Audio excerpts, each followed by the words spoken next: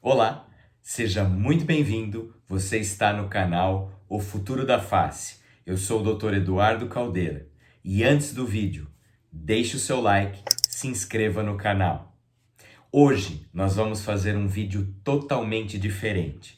Vocês irão acompanhar uma discussão clínica que eu vou fazer com os meus alunos sobre vestibulopatias, lesões e problemas que nós temos no órgão relacionado ao nosso equilíbrio. Olá, boa noite para todos.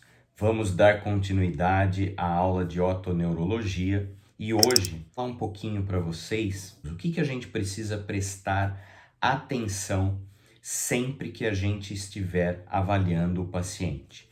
Muito importante, pessoal, sempre descrever o episódio, a sensação, ou seja, pedir para o paciente ter um detalhamento no episódio, como foi o episódio e como está sendo ou como foi a sensação que ele teve durante vertigens, durante a perda do equilíbrio. É sempre muito importante, como eu havia já falado em aulas anteriores, nós prestarmos atenção de como é que esse paciente vai descrever o episódio e a sensação que ele teve durante as crises.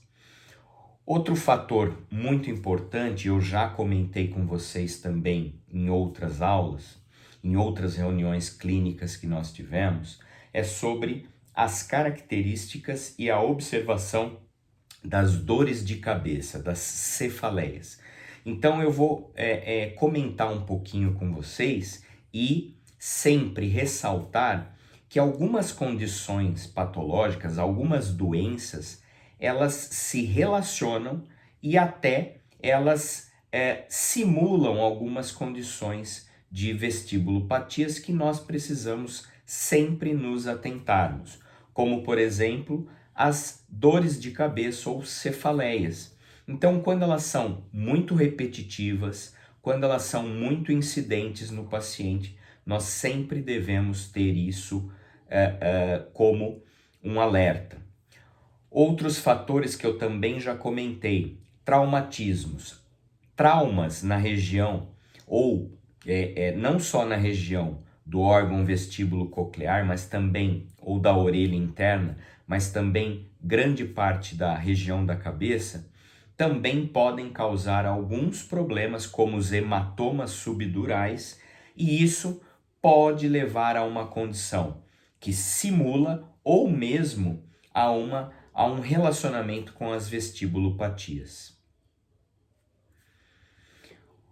Alguns fatores também podem estar relacionados, por exemplo, ao nosso pescoço. Então, quando a gente observa um paciente que relata casos de vertigem, casos de tonturas, nós precisamos investigar e estar sempre atentos às dores na região do pescoço, relacionados a radiculopatias, ou seja, aquelas, vou dar um exemplo comum, as compressões das raízes nervosas na região do pescoço, do plexo cervical, por exemplo.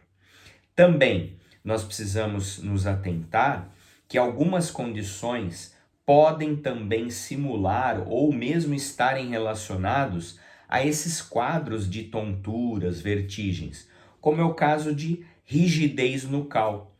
Isso é muito comum acontecer, por exemplo, nos casos de meningite. Outro fator que a gente não pode esquecer, que nós temos que ficar atento sempre aos pacientes, é a queixa de dores na língua, ardência na língua, e isso é um sinal de condição inflamatória na região da língua ou na área relacionada à língua. E isso pode estar relacionado a uma deficiência nutricional ou outras doenças, algumas doenças autoimunes ou síndromes, por exemplo, nós temos também esse quadro. E isso é importante, a gente sempre tem que ficar atento, principalmente para deficiência nutricional e entender, né? Vocês sabem que a gente também já discutiu a relação das vestibulopatias com a relação nutricional, ou seja, a condição nutricional do paciente.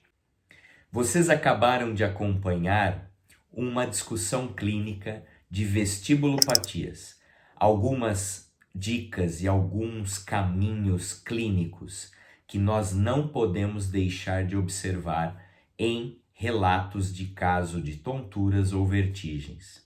Então, se você gostou desse vídeo, não esquece, se inscreve, deixe seu like e deixe seus comentários.